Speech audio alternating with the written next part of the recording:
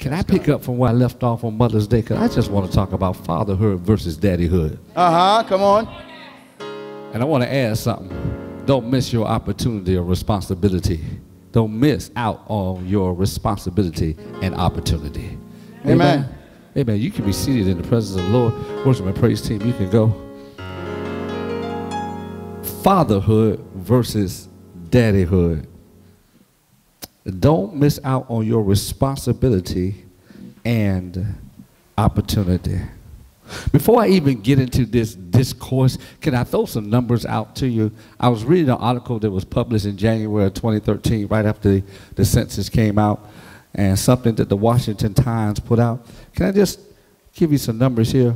1/3 of Americans' children, a total of 15 million, are being raised without a father.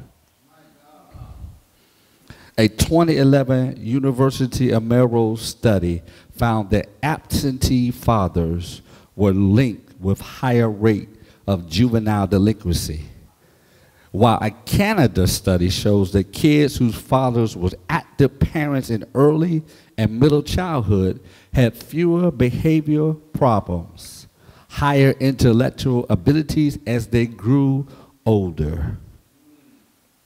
This one right here, this one right here kind of took me, y'all. Listen to this. The majority of black children nationwide, 54%, are being raised by single mothers.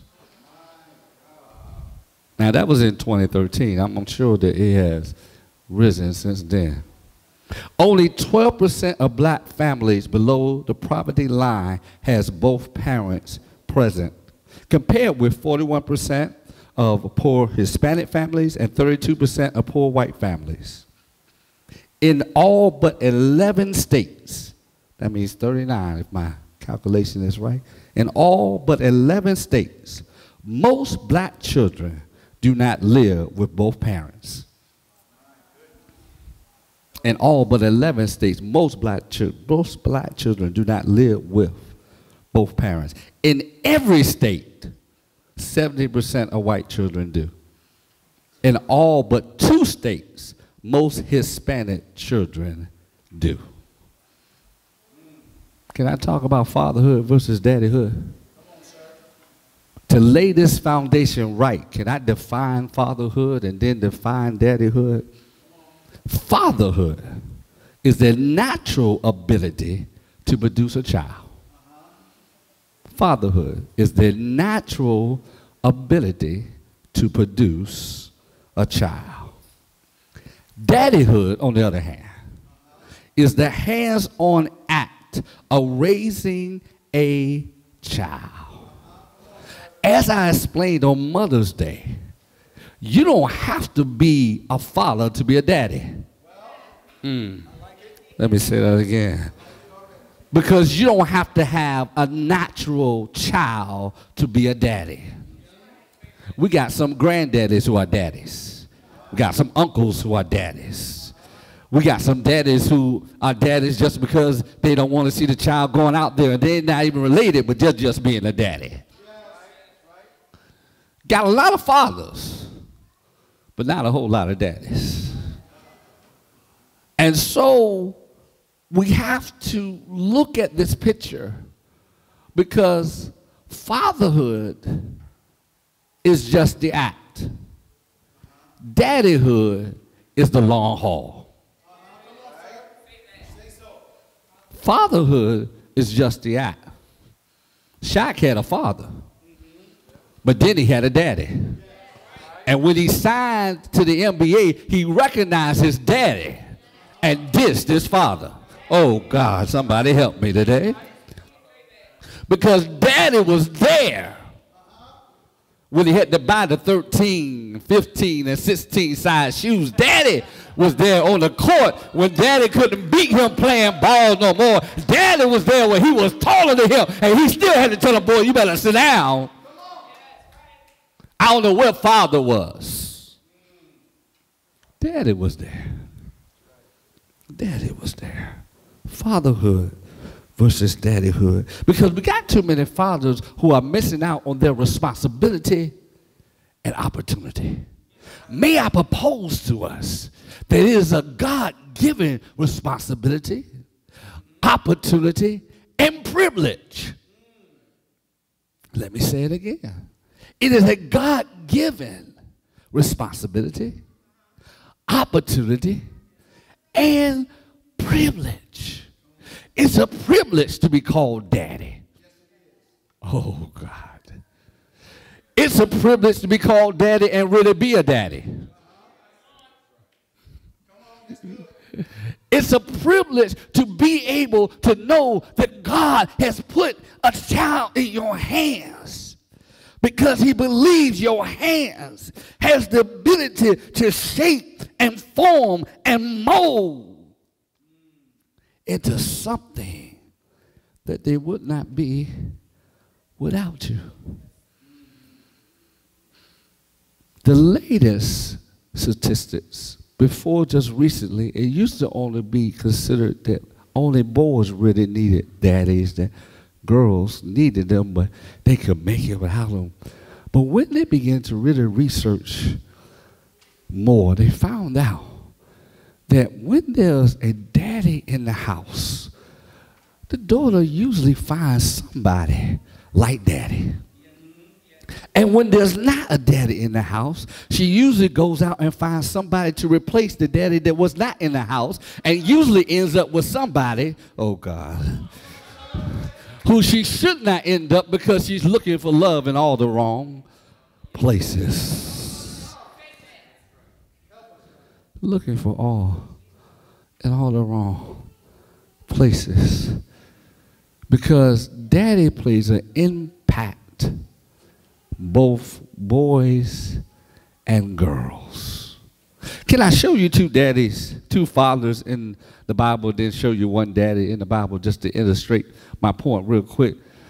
Can I show you? Can we go to 1 Samuel chapter 3? 1 Samuel chapter 3.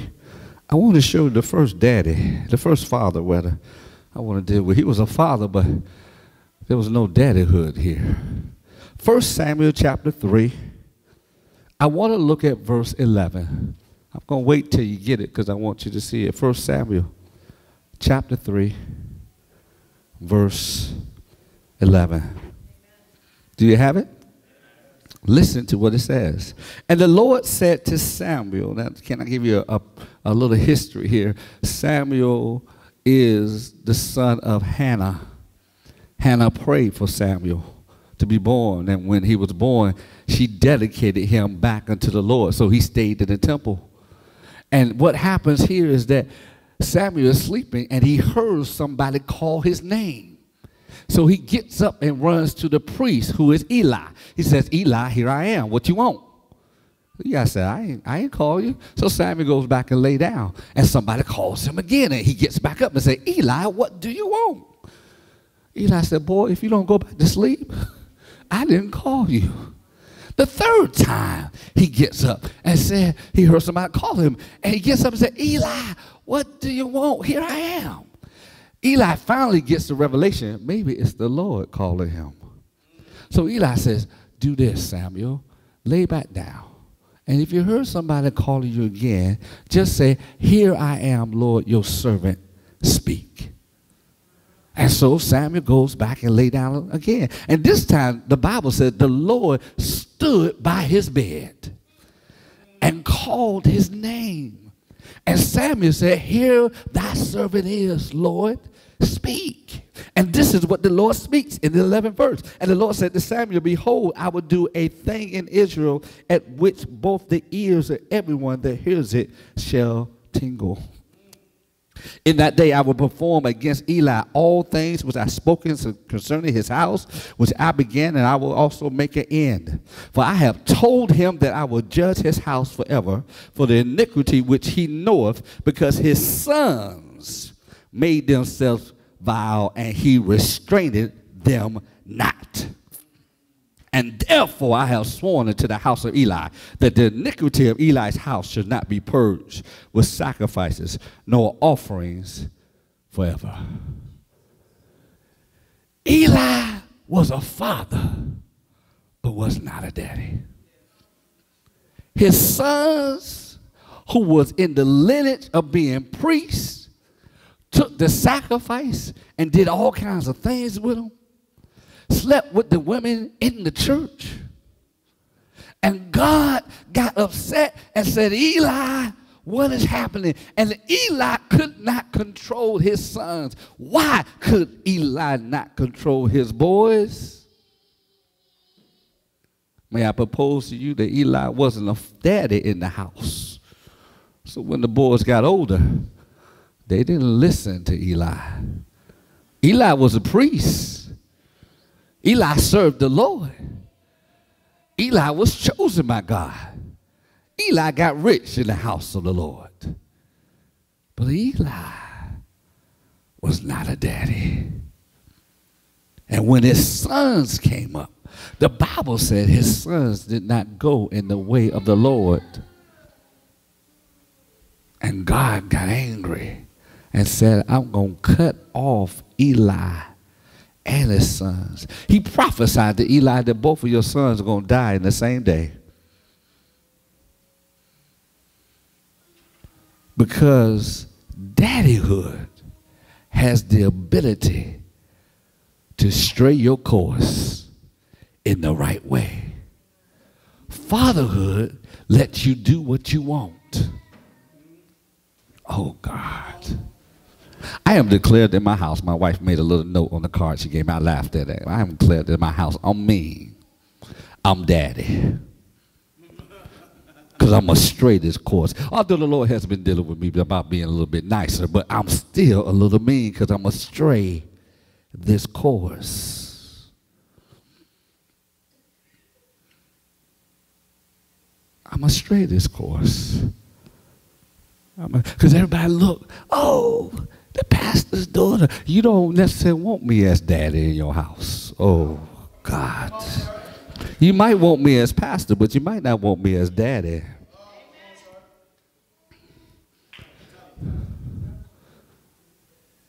Daddyhood. When there's no daddyhood, there is no restraint, there is no discipline, there is no order. And when there's no order when you're young, there's no order when you're older.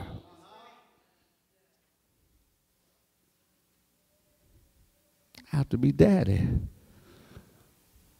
Olivia getting a little tall. I'm going to have to let her know when she gets a little bit taller than me, I'm still daddy. I don't care how tall you are. And Eli was not daddy. And when it came down to it, it showed.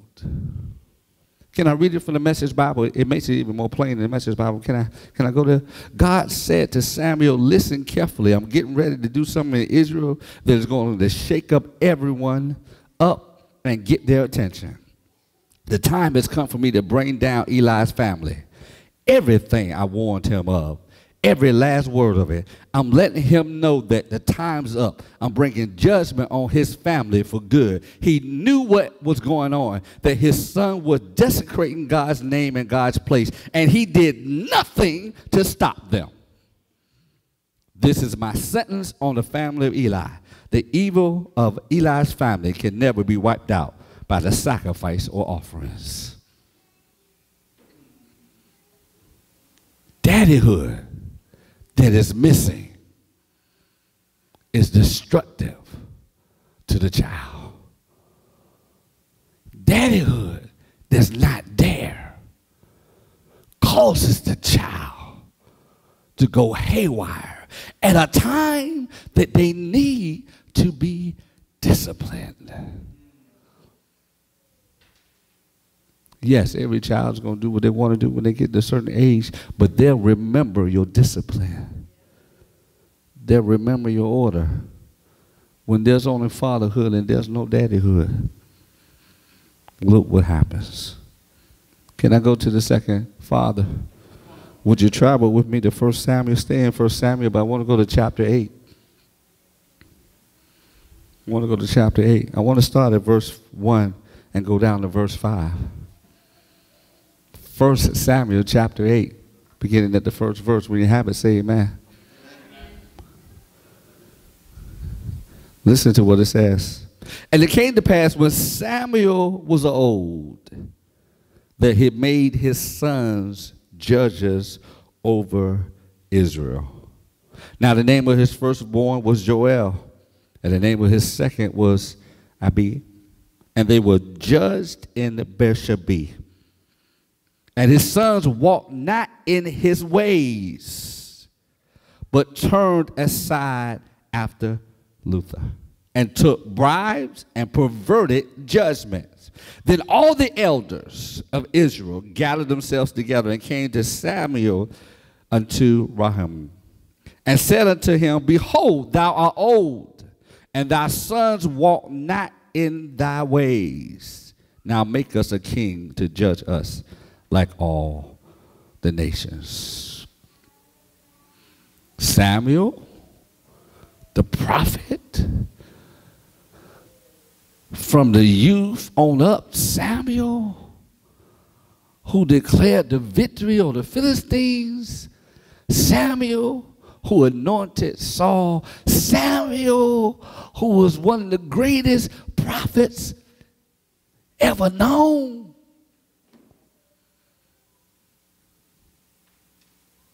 Was only a father and not a daddy. How is it you can be awesome to everybody else? Everybody else got your name in their mouth. You're wonderful, you're kind, you're all this. But yet and still, when you come home, you're just a name and not a daddy. You can be the CEO. You can be bringing home all the money. But yet and still, when you come back home, is it daddy? Or is it just fatherhood? Who would expect that Samuel's kids,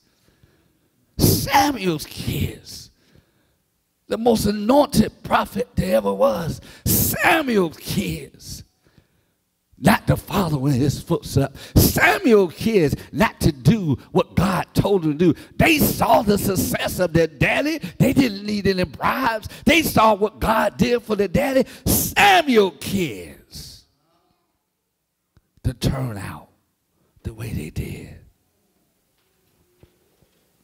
Because Samuel was a father, but not a daddy. And maybe I can't blame Samuel because the only example he had was Eli. Because he stayed in the temple. He wasn't raised by his mother, wasn't raised by his father. He stayed in the temple. The only example he had was Eli. So maybe I can't blame Samuel. But then again, maybe he should learn from Eli.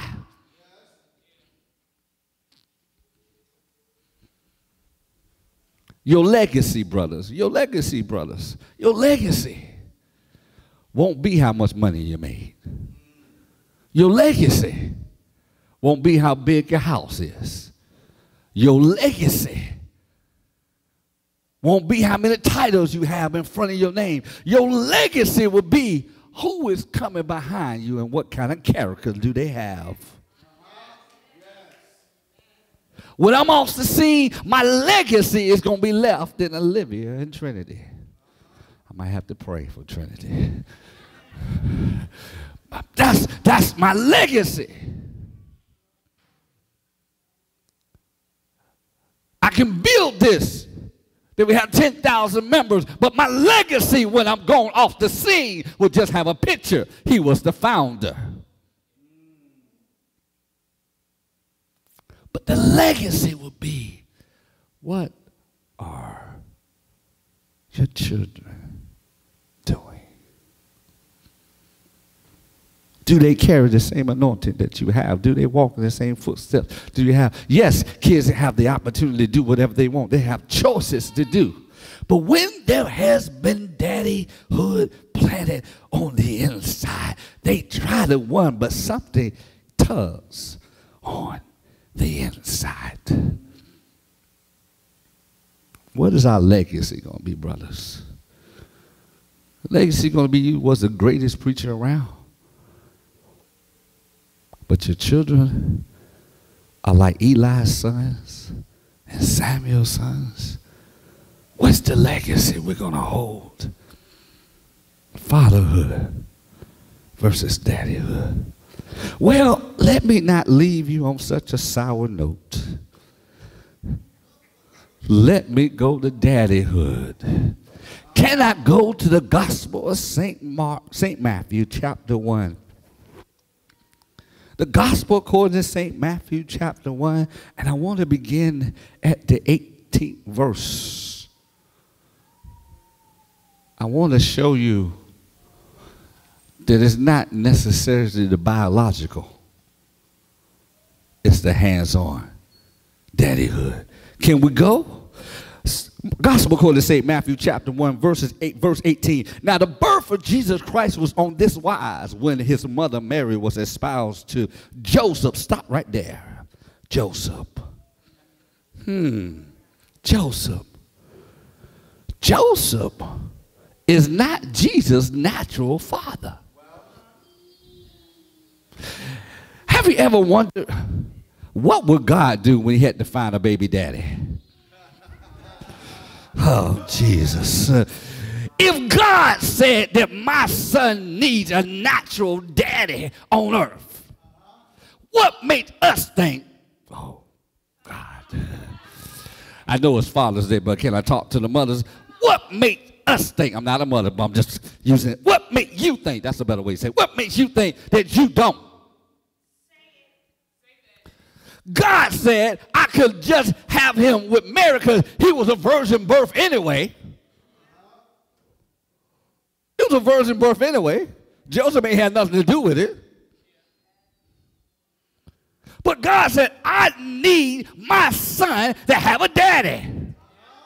Because I need him to teach him what he needs to know on earth. So if God, the creator of the whole universe, said my son needs a daddy, why is it you think yours don't? Oh, you don't understand, Pastor. We don't get along. You don't understand. We don't do this. I don't care about your relationship. All I care about is the child. If God said my son needs a daddy, then your child needs a... I'm preaching better than you're saying amen right there. And God did better than you. He went looking for a good one.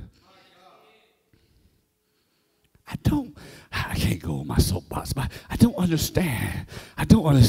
Don't get mad after the baby's conceived because you should have been a better choice before he got conceived. But let me go back to my book. Let me go back to the book because God looked for Joseph. He looked for somebody who would instill something in his son. He looked for somebody who would be good. If he was, oh God, help me, Lord. If he was no good before you got with him, what make you think one night with you was going to make him good? Oh, Jesus, let me get back to my text. Let me get back to my text. And Mary was espoused to Joseph before they came together because she was found with child of the Holy Ghost. So I knew it wasn't Joseph's baby. Then Joseph, her husband, being a just man. So the first thing I found out is that God, when he was looking for a daddy, was looking for a just man. He was looking for a just man. And not willing to make her a public example, was minded to put her away privately. He just won't out for his own self. He won't out for revenge because he could have had her stoned. So he was a just man, and he was a forgiving man, and he won't out there holding grudges. I know three things about the daddy that God chose. He was a just man, he forgave easy, and he didn't hold grudges. I just learned that in the first two verses right there. So Joseph, her husband, being a just man, not willing to make a public example, was minded to put her away privately. But while he thought on these things, so right there, I'm going to stop right there. He was a man who didn't make harsh decisions. He didn't make rash decisions. He didn't make decisions based on his emotion. I can't, help me, brothers, y'all help me. Please help me. I can't stand a man who's going to make decisions based on emotion. That's a woman. Oh, God, let me go somewhere. That's a woman. Brother, we'll sit there like, okay, and your wife be like, well, what you going to do? I'm still thinking about it. Can't you think any faster? No. I'm still. Well, I think we should. I know what you think we should do, and you've been telling me all night what you think we should do. Can I make a decision for my own without you telling me? Brothers are going to think on it, because if it was based off his emotion, she would have been stoned, she would have been out the house, she would have been put away, but he thought on the thing.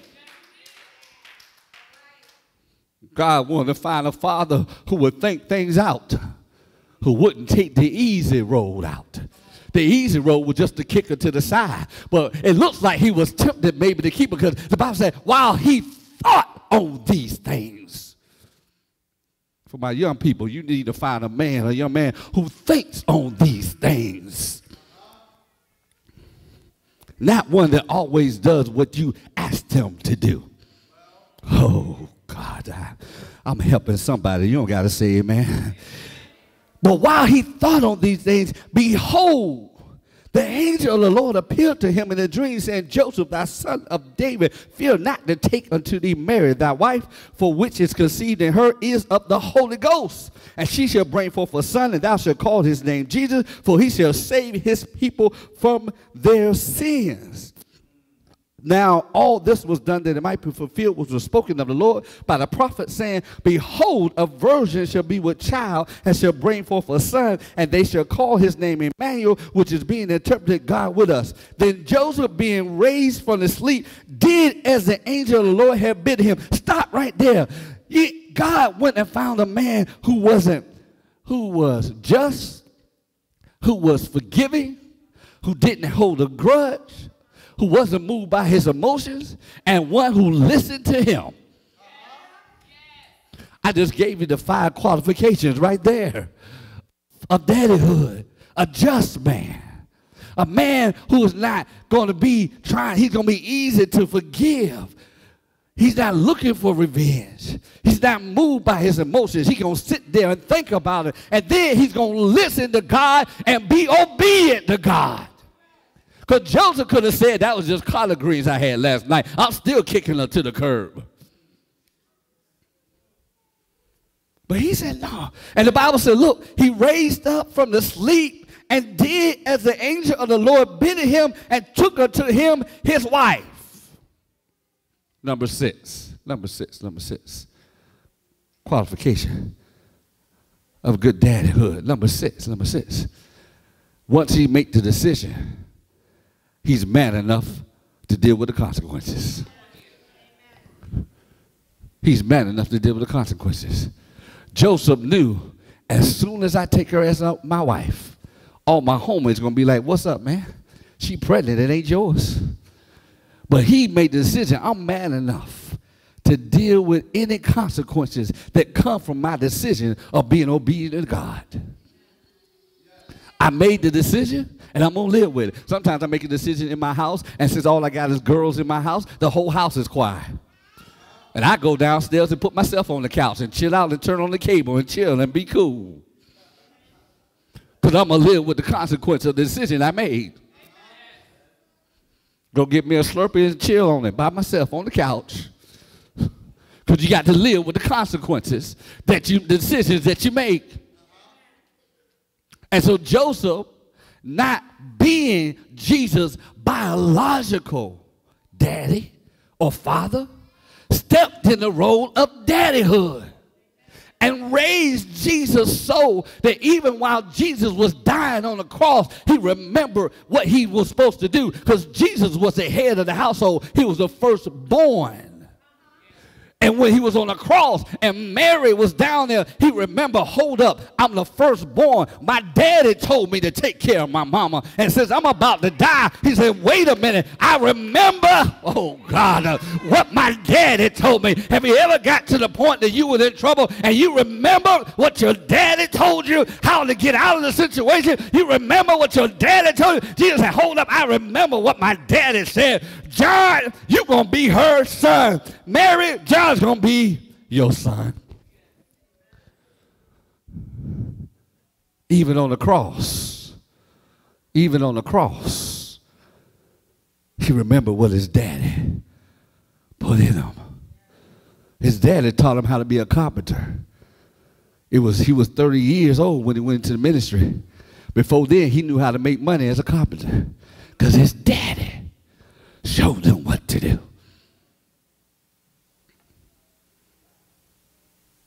Joseph was a daddy. He had other kids. Naturally, he was their father. But for Jesus, he was daddy. And he raised Jesus, instructed Jesus, skilled Jesus on what to do. And when Jesus needed everything to come to him, what his daddy taught him, not his father, what his daddy taught him came out. Fatherhood versus daddyhood. And these statistics that I read before we got even into the message, you know what it tells me? It's going to be a whole lot more daddies that's going to be needed because we got a whole lot of fathers skipping out. You're going to have to impose daddyhood on somebody that's not yours. And you know what I found out? When you're really a daddy, they listen to you even though you're not their father. Oh, God.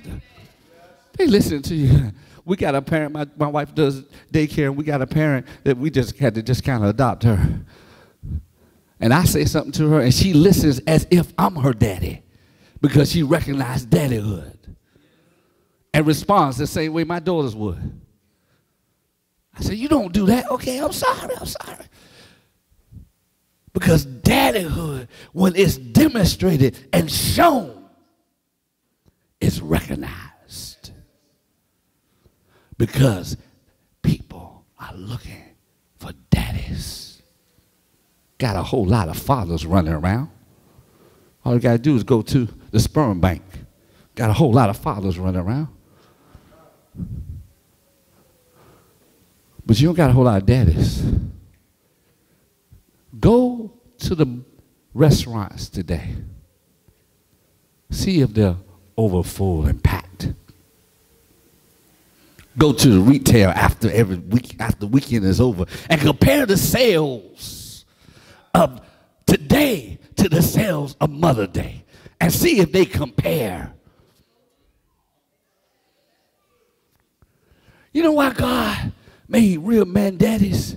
Because he know we can handle not getting all the prompt and the prime and the recognition that mama get.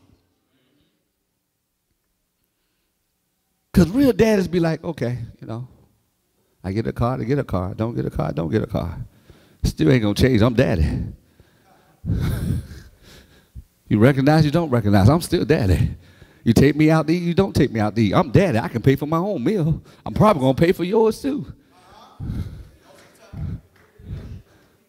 Because I'm daddy. So there ain't really a whole lot of hype. I don't need the hype to be daddy. Any man that needs hype to be daddy ain't no real man. I said it. Put it on the internet. I said it. You need all this hype to be a daddy? You ain't no real man. Women need hype. Men get up and go to work and ain't nobody pumping. They see the child laying in the bed. They see the food need to be on the table. The light bill is due. He get up. His wife still asleep. She don't got to tell him, baby, get up. He get up on his own. Walk out the door. She trying to figure out where you at. I'm a man. I got stuff to do. I'm the daddy of this house. I got to make sure things are happening. I don't need no party to get up and have and go to work. I don't need no cheerleaders with pom-poms saying, go to work, go to work, go to work. Go. I don't need all that. I'm a man. I'm a daddy. I get up.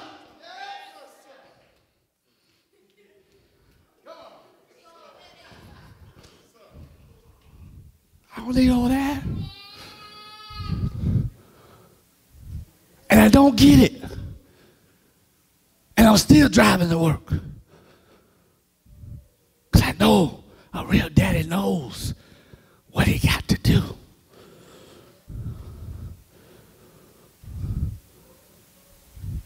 All that is for mama. It brings a balance. fathers in the house. We don't need more fathers, we need more daddies.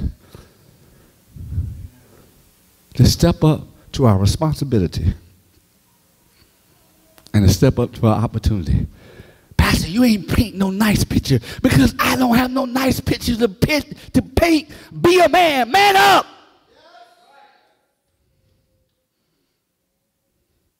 And be a daddy. You ain't going to get no flowers all the time. It might not even remember your birthday. But that don't change you from being daddy. And every now and then, God will let him just come in. I love you, daddy. Okay, thanks, baby. I appreciate you, daddy. Can I close on this? I have an older daughter. She's about 28, 29. And so all this daddyhood that I'm putting out, you think people don't recognize it. But she called me back because she was having issues with her husband. And she's like, Daddy, I don't understand. You always went to work. This guy don't want to go to work. Sometimes you don't think your daddyhood is being recognized. But let somebody come perpetrating. Let somebody come not stepping up to the standard that you have laid down. And when they look, they be, hold up, wait a minute, my daddy didn't do that. My daddy didn't act that way. My daddy wasn't crazy like you are. I should have really got somebody like my daddy, not you. And then they begin to recognize, you think all that you did in vain, but that standard is implanted in their mind. And when the other people don't meet the standard, they look at it and say, hold up, wait a minute. That ain't what my daddy did, and I turned out good. What's wrong with you? So she's calling me, asking me, Daddy, I don't understand. I don't understand. You always went to work. We hardly ever saw you. You always was there. You made a way. Called me the last minute to do a project. I'm running to do a project. I don't know how these two girls got the same spirit. They called me last minute to do a project. Because Daddy got an S on the back and the front. Come on, sir. Yes. And when everything go wrong, they call Daddy. The toilet was running over. Olivia ain't called Mama. She said, Daddy. I'm like, can't you call your mama to do it? She called Daddy. Because in the house you have established the standard. If something like this has happened, call Daddy. That's right. Fatherhood versus daddyhood. Don't think your daddyhood is in vain. Because it will reap what you sow. And it'll come back and you'll realize, wow, I didn't know they were actually listening. They were actually watching. They were actually doing all of that. I didn't realize that. But just being daddy has privileges and benefits. Don't think it don't. Brothers, let's make sure we man up. Don't let our children, when we get old, say, well, he was just a father, he wanted a daddy. Establish it in your house. They may not like it now, but when they get older, they'll be so glad that you were daddy and you were there. Because if our children go to school and there's 54% of homes don't have fathers in them, that means probably 1 out of every 3 friends they have don't have a daddy in the house. That means 1 out of every 3 friends, maybe 2 out of every 3 friends they have don't know what it means to sit down at the table with mama and daddy and eat dinner. Don't know what it means to be in a and daughter dance. Don't know what it means for your daddy to come out and support whatever you're doing. 1 out of every 3 friends they have don't have what some of them have. Let's step up, brothers, and be all that God is calling us to be. Would you rest to your feet all over the place and just give God a praise?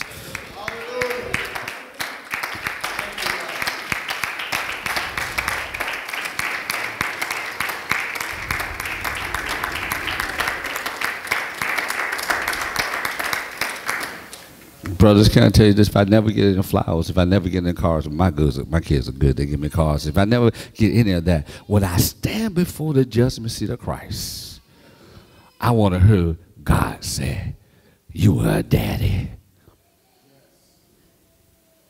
I want to hear him say, you were a daddy. And I want to see him reap. Me reap the rewards, you reap the rewards. Don't get stuck on the natural, because daddyhood doesn't depend on the natural. It depends on being there in the long haul. And sometimes you have to be daddy, even though you may not be the physical father. And they'll recognize it in the long haul. Will you give God a praise one more time?